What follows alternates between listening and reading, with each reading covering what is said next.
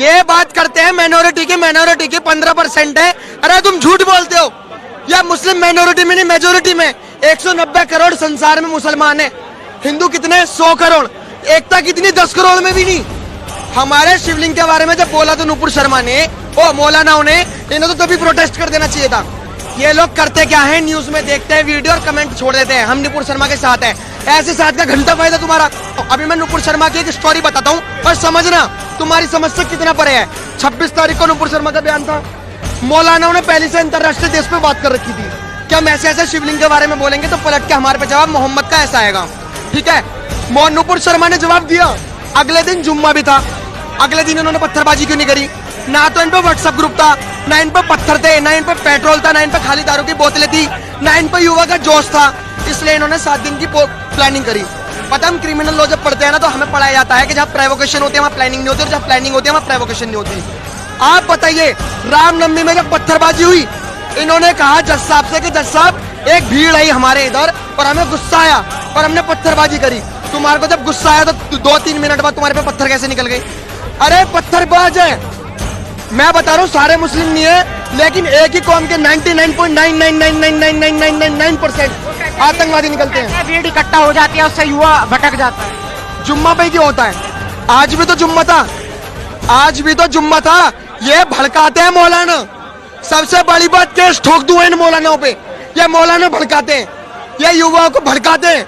इन्हें पता है मुस्लिम की आधे से ज्यादा कौम अनपढ़ है, जो बोलोगे वो कर देगी, इसलिए भड़काते हैं मौलाना। कैसे मुस्लिम डरा हुआ है? डरा हुआ मुस्लिम दिखाई दे रहा है। ये डरा हुआ है, ये डरा हुआ है। आज कतर की गोद में जाके बैठ गया। एमएफ हुसैन को जानते हो भाई साहब आप?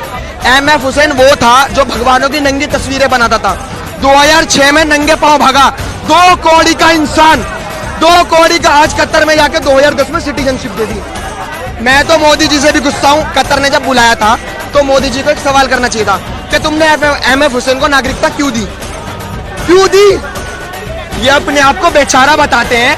पत्थर हम पे मारते हो, पेट्रोल हम पे मारते हो, दारू की खाली बोतलें हम पे मारते हो, अपने आप को बेचारा बताते हैं। शर्म करो, तुम्हें तो डूब मर जाना चाहिए। तुमने नमाज को ऐसा कर दिया।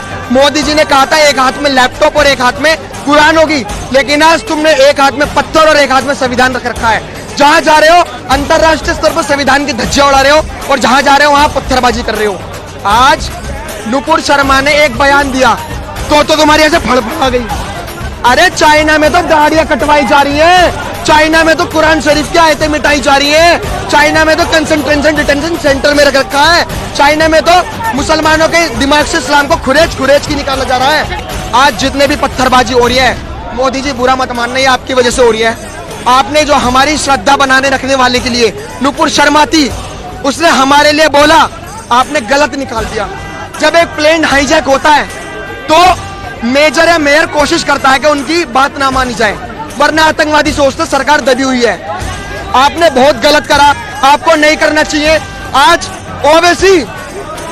ओवैसी की आत्मा खुश हो गई, हर एक पत्थरबाज की आत्मा खुश हो गई।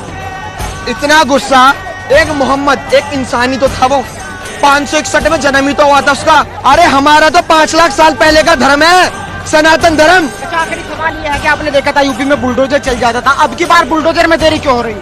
डंडे तो पड़ेंगे जरूर, और अगर डंडे पड़ेंगे तो ऐसे पड़ेंगे जिसमें डंडे पड़ेंगे ना उसकी आवाज और मियां खलीफा की आवाज में कोई फर्क नहीं पड़ेगा। डंडे इतनी गंदी तरीके से पड़ेंगे। ये योगी है, तुम्हारा बाप है। डंडे तो पड़ेंगे जरूर, और अगर डंडे पड़ेंगे तो ऐसे पड़ेंगे जिसमें डंडे पड़ेंगे ना उसकी आवाज और मियां खलीफा की आवाज में कोई फर्क नहीं पड़ेगा। डंडे इतनी गंदी तरीके से पड़ेंगे। ये योगी है, तुम्हारा बाप है।